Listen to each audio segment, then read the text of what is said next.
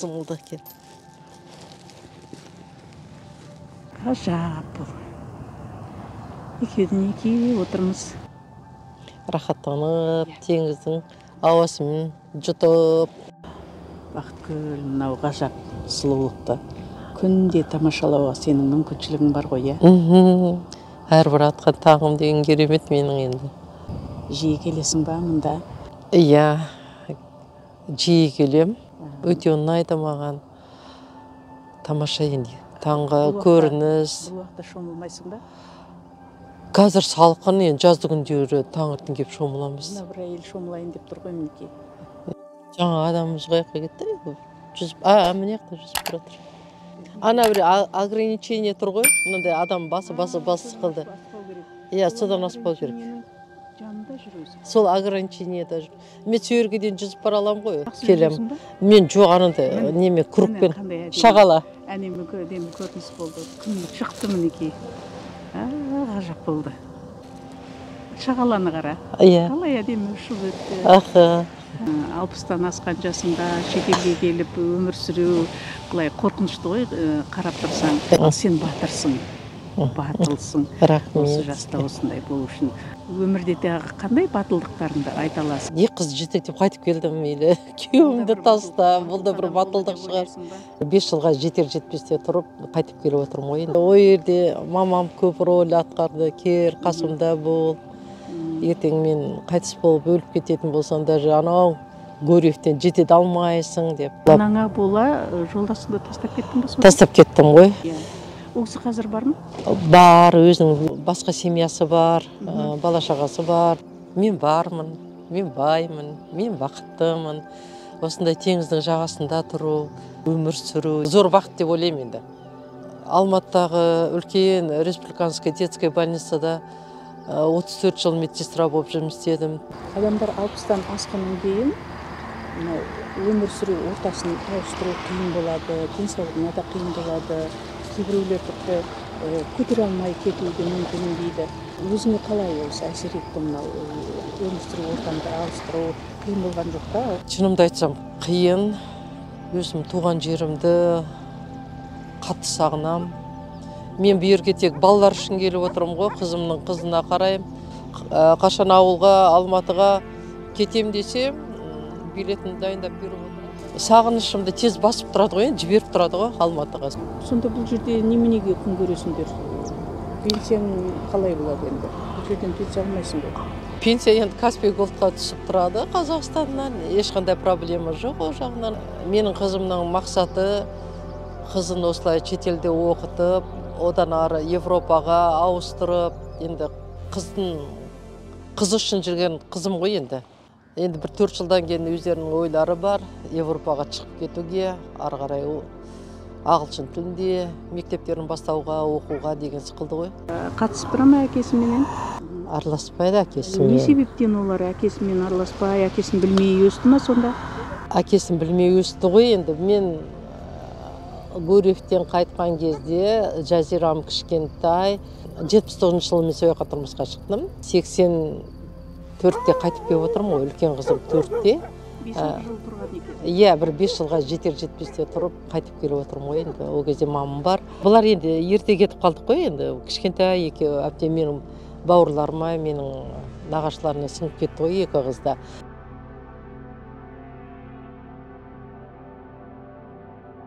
Иә, нағашыларына сіңіп кеткен қаншама ұрпақ бар. Барған жеріне тастай бата алмай, ұшқан ұясына қайтып оралған қаншама әйел бар. Бірдеңе де артық. Өйткені түпкі себеп тағдырға ғана аян. Бір сәтке Бақытгүлдің тағдырын анау алыстан қарауытып, түн қараңғылығынан арылып келе жатқан маңғаз таулардың тағдырына ұқсаттым. Алғашында оянып үлгермеген санадағы селдір соқпақ, қою қараңғылық сейілген сайын айқындала түскендей. Бүгін Бақытгүл екеуміз таңғы сағат 4-те тұрып осында келдік.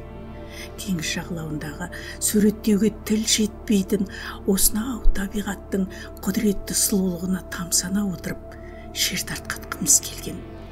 Көп сырластық. Біразы анау теңіздің үнсіз үлбіреген жібек толқындарына сіңіп кетті. Енді біразын бұлтасынан бұлқынып шығып келе жатқан жаңа күннің қуатты сәулесі жұтып қойды. Осынау сезімді шымырлатқан жібек толқындардың тұңғиығынан талай қазақ бақытын іздейтін секілді.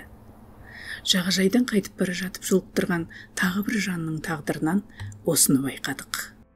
Жасыңыз қаншада, қиын болмаса айтып жүресіз? Менің жасым 76-да. Жаңа жолдасым қайтыс болып кетті.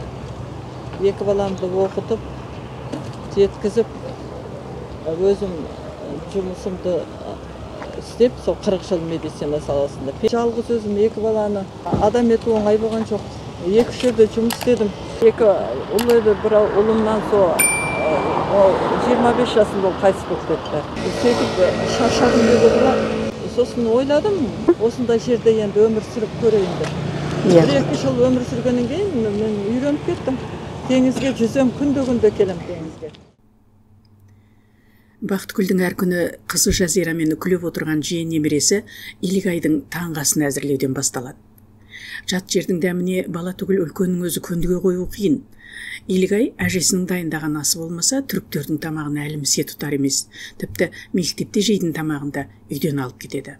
Бақыт Турцияда ет дәмсіз дейді, солай ма? Иә, енді дәмін кіргізіп, соевый соуста кішкене стараться етемін мен. Адам үйренеді, біздер 3-ші жыл енді етіне де үйрендік, бүкіл тамақтарына да үйрендік. Және ет қымбат дейді, иә? Иә, ет өте қымбат. Килограммы 7-8 мың, анадай керемет бір жақсы маркеттерде 10 мыңға дейін барады. Теңгемен есептегенде ма? Иә, теңгемен есептегенде. Анталиядан ары бір ауылды жерлерде жылқы өсіретін жерлер бар. Сол жерде қазы қарта деп әкеп сатады. Еті де арзан, қазы да арзан. Біздің мына осы қасапта сатылатын. Жылқының еті мен қазысы арзан ба бұл жақта? Арзан, бұяқта. Жемейді ғой өткен ешкім. Өткен халықтар жемейді, вообще жылқының етін жемейді екен. Ол енді қазы қарталары қазыға ұқсамай ма? Ұқсамайды. Көрсетейін ба бір несін? Көрсетші кәде. Табиғи шекке салмайтын шығар мүмкін? Табиғи шекке салмайды. Міне мынандай ғой. Жіптердің өзі керемет. Оның несі керемет? Табиғи емес қой. Табиғи емес. Мына сыртындағы шек емес көрініп тұр, иә. Шек емес, олар бірдеңе. Салафан мешоктар бар ғой, сондай. Кешелі берде қаңғырмай осылатып пісіріп сіздерге хотя холодныйға жасап. Енді мен Бақытгүлді нетіп жатырмын, не деген жадымайсың? Осынша қазым тұрып, біреуін бізге пісіріп бермедің деп. Сіз оның бәрін бүлдірген маған. Неге бүлдіреді? Неге бүлдіресің сен? Ой, керек жоқ, ет керек жоқ, анау керек жоқ, мынау керек жоқ. Жарайды. Қызық енді. Енді негізі бары бар еді, көрдіңіз. Бар екен, көрдік, бар екен енді қазыларың, иә. Бізде айттық ау, қаз жемей жүргендей, қайдағы сараңдық аузын ашса жүрегі көрінеді. Шамасы келсе бүткіл Анталияны арқалатып жіберейін деп тұр. Бер жіберейін ба, мынаны асып жейсіздер, ане? Жоға. Осылай әзілдеп, кейіпкеріміздің жан дүниесіне ши жүгіртпесек, журналист боламыз ба? Енді мынау бірақ бір жыл тұр, сенесіздер ба? Ой, бір жыл тұрған қазыдан не қалады ол? Дәмі кішкене қалған шығар. Мына қазын тұрғанына бір жыл болыпты. Біз енді келгенше сақтасаң 2 жыл болады. Сонда асып бересің. Турецкий қазы деп бар. Елді сағынасыз ба? Енді қазір бізде мына интернет деген, телефон деген жақсы ғой. Жаныңда отырғандай сөйлесіп отырасың, көріп отырасың. Соның арқасында енді сағынам, конечно. Сонда да уже ойлаймын, бәрібір мен денім сау болса, менің оларға көп пайда болатын шығар деп. Ауылға барсам ауырып қалам. Жақындарына ауыртпалығын арқалатқысы келмейтіні, не көрсем де өзім көрейін деуі, кеудесін өзімшіл ниет кеулемеген кез келген жанның санасын билейтін сезім. Иә, жақсы өмірді біреу тойғандықтан, біреу қарттық кезеңнің қасіретіне тоңғандықтан істейді екен. Біздің Алматыда особенно жаңағы сондай грязный, экологияға байланысты деуге де болады менің бұл жаққа келгеніме. Айыпқа бермаңыз бұл сұрақты сұрағаным үшін. Біздің қазақтың ұғымында жасы келген адамдарға кіндік қаным тамған жерден топырақ бұйырса деген түсінік бар. Сіз жасыңыз келген уақытта туған жерден керісінше алыстап кетіп жатырсыз. Соңғы күндеріңізді ойламайсыз ба? Қалай болады деп? Ол туралы да ойланамын, әрине. бала шаға бар, туған туысқандар бар, если мен айтып кетсем осылай, мені сон туған жеріме апарып жерлеңдер десем, ол арманымды орындалатын шығар деп ойлаймын. Если ол орындалмай жатса, бұл да мұсылман халқы. Барлық рәсімнің бәрін жасап, мешітке апарып, жаназасын шығарып, әдемі жерден орын беріп, сөйтіп оны өздері орнына қойып, апарып өздері оған де транспорт бөліп. Сөйтіп шығарып салады екен. Гүлмария ханым, шынымды айтсам бар ғой, менде қазір осы біздің бір көршіміз болды 92 жастағы, негізі кезінде қазақстандық алматылықтар Москваға көшкен ғой, балаларымызды оқытамыз, шоқтамыз деп. Содан ұлы орысқа үйленген, қызы орысқа тиген, орыстанып кеткен қазақтарда. Содан 10 жыл болды осы Анталияда бізге көрші болып тұрғанына. Шалы 92 жаста, әйелі 90-ға жақындап қалған адамдар ғой. Содан деген әлгі атамыз қайтыс болды ғой 92 жастағы. Содан кейін осындағы қазақтар жиналып қойға жерлеуге бардық. Мұнда бәрін өзі Турция өзі мойындарын алады екен. Жерлеуін, мешіттен шығаруын, жуындыруын, көзлеме айрандарын беріп, тамақтарын беріп, сондай жаназасын шығарып, сөйтіп барлық қызметтерін өздері істеді. Ал қойған жерін көрсеңіз, енді сол күні деген кәдімгі бір бізден сол атамыз, содан түріктерден бір 2-3 адам, сонда 3 жерлейтін жерді қатар қазды. Жүрегім ауырып кетті ананда. Енді біздегідей емес олардың ақымдары. Содан барып жерлеп қайттық, әйтеуір келіп, тамағын берді, қырқын өткізді. Сол кездегі менің бір көкейімде қатты қалды да, Құдай-ау деп, кейде бір ауырып қалсам, қорқамда, осы жақта жүріп өліп қалсам деген бір қорқыныш бар да, құрсын бияққа жерленбейін, өзім қазақ елімде Қазақстаныма барып қайтыс болайын деген бір ой болады да. Бақытгүл мен қызы Жазираның Анталияға көшіп келуіне басты себепкер болған. Бұл аз десеңіз, әжесі Алматыға кетіп қалғанда, басқалар әзірлеген тамақты ішуге мәжбүр болып, асқазан ауырып қалатын Илигай деген ерке қошақан осы. Илигай мектепке баруға дайындалып жатыр. Міне қолына телефон сағатын тақты, онымен звондауға да болады, мамасымен сөйлесе алады, басқаларменен. Әрі сағатты көреді. Қай сыныпта оқисың? Қане, 3-ші сыныпта оқисың ба? Ой, мен сені 1-ші сыныпта оқитын деп жүрсем, қай тілде оқисың? Түрікше оқисың, иә? Түрікше үйреніп алдың ба? Тез үйреніп алдың ба? Иә. Қиын емес па? Түрікше оқыған саған? Қиын емес па? Жақсы оқисың ба? Қалай оқисың? Жақсы. Формаларының кеудесіне қандай мектеп екенін, қанша жылдық мектеп екенін жазып қояды екен. Ол енді балалардың адасып кетпеуіне өте жақсы нәрсе ғой. Форманың эмблема жасап қойған, курткасына да солай жасап қойған, ішіндегі кофтасына да солай жасап қойған. Дайынсың ба, Илигай? Мамасы екеуі. Мотороллерге мінесіңдер ғой қазір, аяқ киімдерін есікшен площадкаға тастап қояды екен, ешкім тимейді. Сырттан шешіп кіреді, сыртқа шешіп шығады. Анасы Илигайды күнде мектепке мынандай электромобильмен апарып алып қайтады. Жазира Lexus маркалы жеңіл көлігін осыған алмастырған. Электромобильге қымбат жанармай қажет емес, шағын, ыңғайлы, шығыны аз, орын алмайды. Бұл елде қымбат көлікке әуестік жоқ. Анталияда жанармай қымбат, такси бағасы күйіп тұр. Өйткені сұраныс жоғары, жолаушы көп. Такси демекші, мұнда көлікті кез келген жерден қол көтеріп аулау деген ұғым жоқ. Арнайы такси аялдамасындағы мынандай түймешені басып қалсаң болды, жетіп келеді. Жергілікті 1 миллион халыққа жаз кезінде тағы осынша турист қосылып 2 миллионға жетіп жығылатынын есептесек, мұндағылардың не жаяу, не автобуспен жүруді артық көретінін түсінуге болады. Трамвай жоқ. Жалпы аумағы Сингапур мен Бахрейннің көлемінен 2 есе үлкен Анталияда ең тынышы Жазира секілді электромобиль пайдалану. Кеткенше оның мотороллермен қаланың о жақ шеті мен бұ жақ шетіне зырқыратып, ой жүрдік-ау дейсің, тек рахат болды. Автобус күтпедік, тірескен салонда жолаушылармен итерісіп қысылмадық. Айтпақшы, мұнда жастар үлкендерге орын бермейді екен. Тағы бір қызығы, электромобиль жүргізушілеріне арнайы куәлік талап етпейді. Және тротуарда да жүре берсең, ешкім қыңқ деп қоймайды. Ал бұл жердің сонда минусы жоқ па ешқандай? Енді особый мен минусын көргем жоқ деуге болады. Қыста үйлер суық болады дейді ғой. Өйткені оларда отоплениясы жоқ қой. Мен мысалы өзім газ жүргізіп алдым. Менің үйімде бар отопление. Бұл жерде көбі кондиционермен отырады.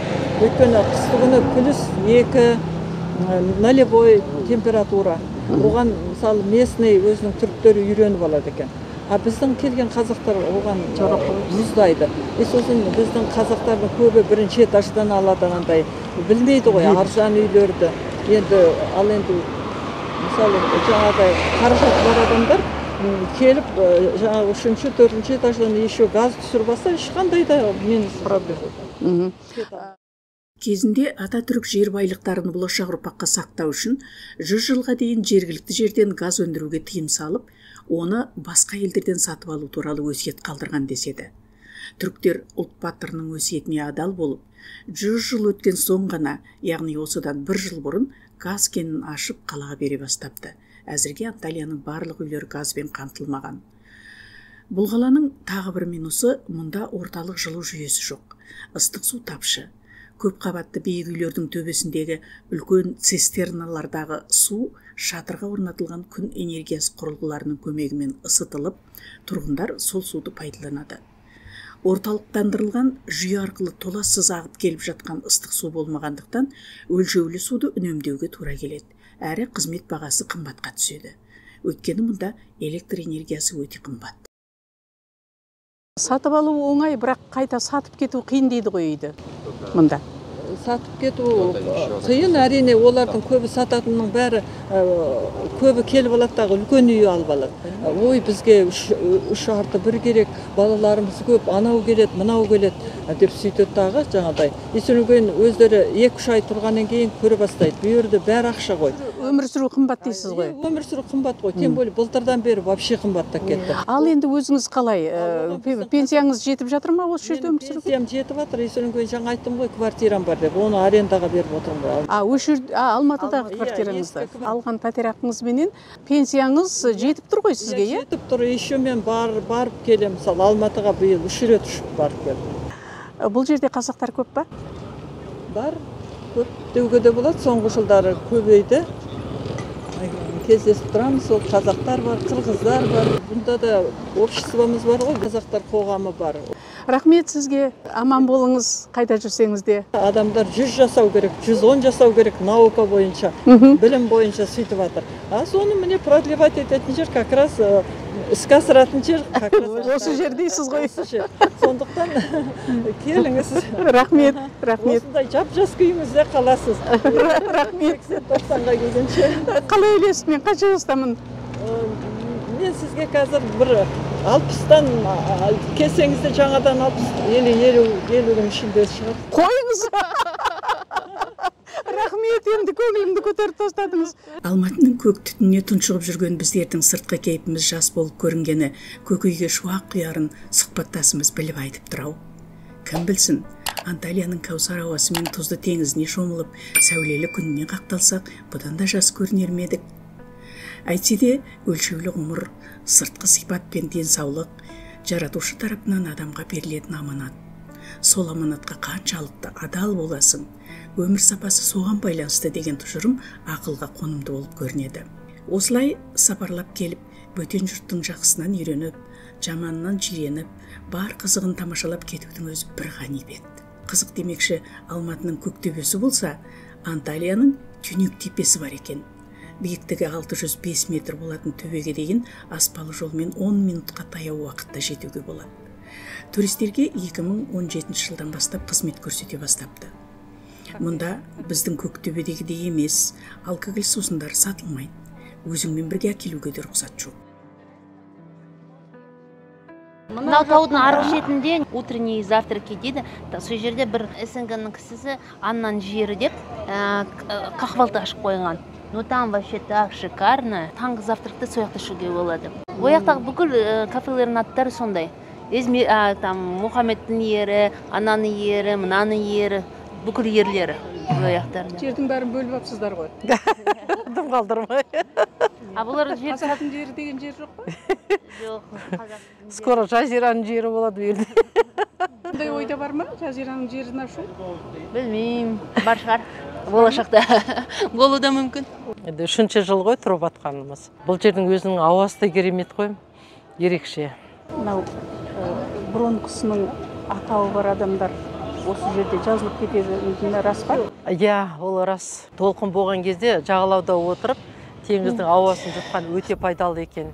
Толқыныс кезінде бүкіл теңіздің астындағы макро-микро элементтердің бәрі көтеріледі ғой. Көтеріліп, ауада соны жұтасың ғой. Соның бәрі адамның ағзасына керемет пайдалы. Мына астматиктер келіп осында жазылып жатыр.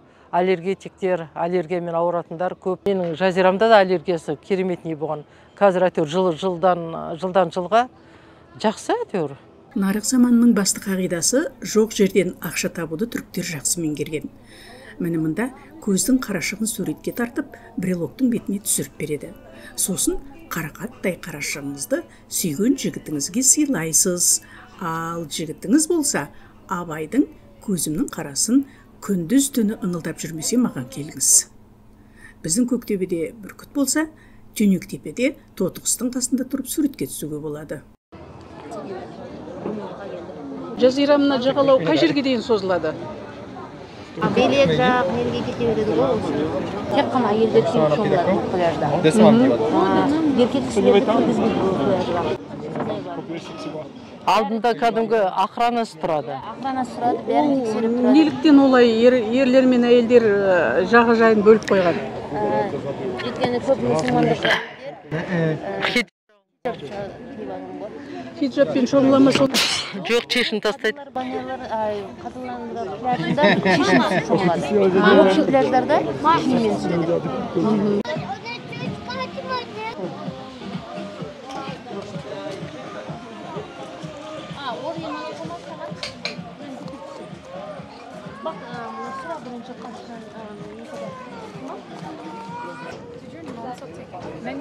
Ана көрініп тұрған жері Старый Анталия дейді ғой.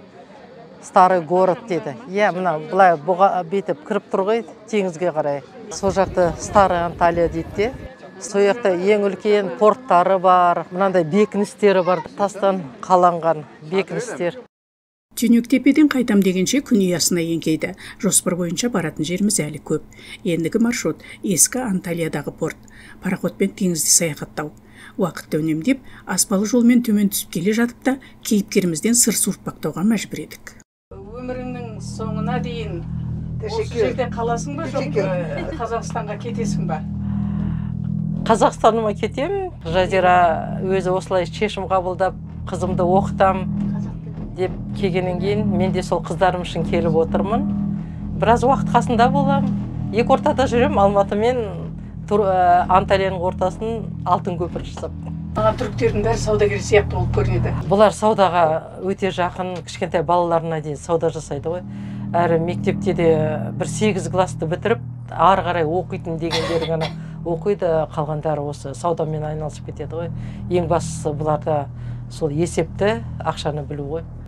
Сол деп ойлаймын. Нарық заманда саудагер болған жақсы да шығар өмір сүру үшін. Иә. Бұларда енді айналысатын жұмыстар тек сауда, ал мына Анталияның іші тек сауда и туризм. Жан-жағында Кония, Каппадокия деген жерлерде болдық. Ояқта кәдімгі кішігірім фабрикалар өте көп екен. Бізбен салыстырған уақытта тауарлары арзан көрінді маған. Тіпті жаңағы сувенирлік дүкенде тұрған тауардың өзі маған арзан көрінді. Біздің дүкендермен салыстырғанда неліктен олай екен? Өздері шығарғаннан кейін жергілікті өнімдер. Иә, жергілікті өнімдері ғой. Бұлар өздерінің халқы үшін сондай арзан бағада.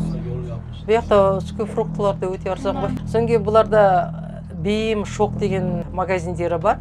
Өздерінің социальный магазин дейді ғой, халықтарына көп арзан онда да. Продукталары да арзан ғой, нан. Кешке дейін үйде отырып жалықпайсың ба, жұмыс істемейсің ғой, енді пенсиядасың, не істейсің, кешке дейін не тындырасың? Балаларыма қараймын, үйдің жұмысымен айналысамын, теңізге барам, жүзем, күнде таңертең теңізге барып, жаяу жүріп келемін. Келгелі бері өзің денсаулығынан өзгеріс сезіндің бе? Салмақ тастадым, көңіл күйім жақсы, ауырмаймын деп айтуға болады. Қаланың ескі бөлігіндегі Каличи деп аталатын ауданда шағын ғана порт бар. Анталияның визиттік карточкасына айналған бұл орынның тарихы біздің дәуірімізге дейінгі 2-ші ғасырдан бастап алады. Әуелде сауда судналарын қабылдайтын бұл порт қазіргі кезде дүниенің 4 бұрышынан келген туристердің сүйікті орнына айналған.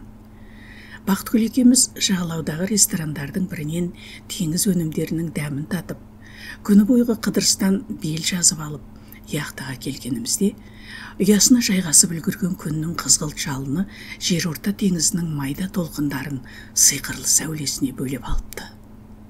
Сананы аймалаған салқын ауа, айнала ертегідегідей күйге енген. Оған палубадағы ойнақы музыка мен түріктердің биі қосылғанда, бір өмірге татитын бір сәттің бақытына балқып, жүре береді екенсің.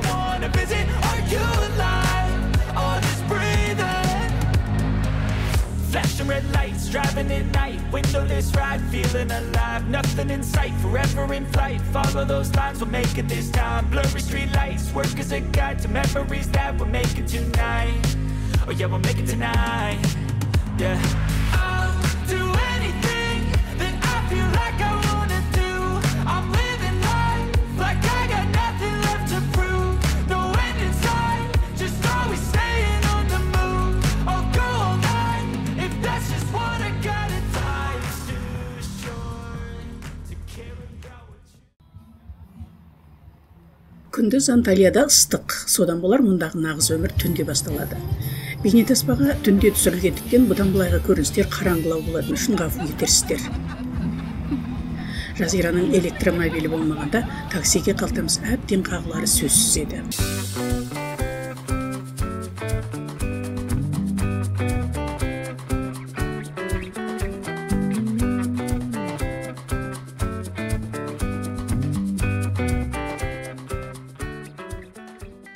Үш дөңгелекті тұлпарымызбен сырқыратып отырып жағалауға жеттікте қайнаған түнгі думанға көміп беріп сүңгіп кеттік. Қаланың негізгі табысы туризмнен құралғандықтан қыдырып келушілерге бар жағдай туғызылған. Таң атқанша жүрем десеңіз де өз еркіңіз. Барселонада мас болып көшеде жығылып жатқан туристі тәртіп сақшылары шып-шырғасын шығармастан қонақ үйге жеткізіп тастайды. Салам алейкум. Алейкумсалам. Hoş geldiniz. Hoş gördük. Анталияда ондайлардың басынан сипай қоймас. Түркия қанша жерден зайырлы мемлекет дегенмен мұсылмандық дәстүрді сақтаған ел. Дөрекілікті көтере алмайды, басқа шығармайды. Ресейліктерге байланысты бір қызық жағдай болғанын естідік. Осы арадан үй сатып алып тұрып жатқан бір әйел таңғы азан даусынан ұйқысы бұзылғанын айтып шағым жасаған көрінеді. Ендеше ұйқың бұзылмайтын өз еліңе бара ғой деп, түрік билігі үй жайының барлығына қарамастан дереу елден шығарып жіберіпті.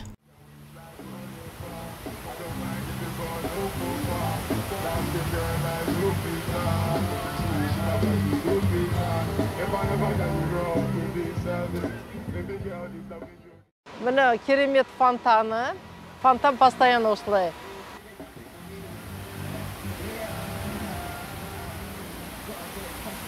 Ал оның арғы шетінде мороженое дондурма дейді. Түрік халқы балмұздақ сатылатын орын. Таза өнімнен жасалынған балмұздақтар. Ешкінің үстіне жасалған. Иә. Алыңыз. Ой, қандай тамаша. Орыс халқымен араларындағы қарым-қатынастары жақсы болсын деген ниетпен қойылған парк деп ойлаймын.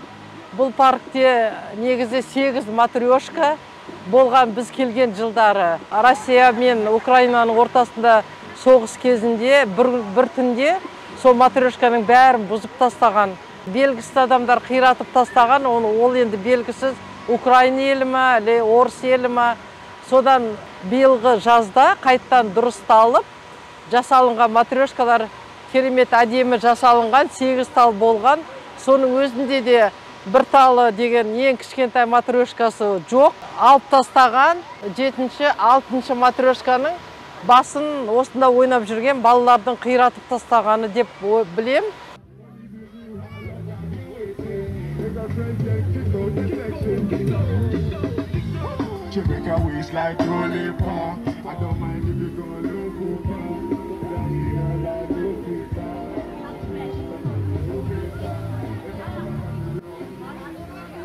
Çok güzel. İçinde şey var onun bak. Aslanın Sumkanın неше түрлері бар. Міне қолға ұстайтын сумочкалары. Тоже тоқылған мынау. Мынау енді әшекейлері. Мына балалардың ойыншықтары. Көрдіңіз қандай әдемі? Бәрін қолдан тоққан ғой. Не деген әдемі десеңізші. Мына кереметке қараңыз, бұл шкатулка. Мынаны қараңызшы. Бұл не kadar? 500 TL. Таза ағаш қой. Қолдан жасаған ғой тоже. Мына қолдан тоқылған заттар ғой бәрі.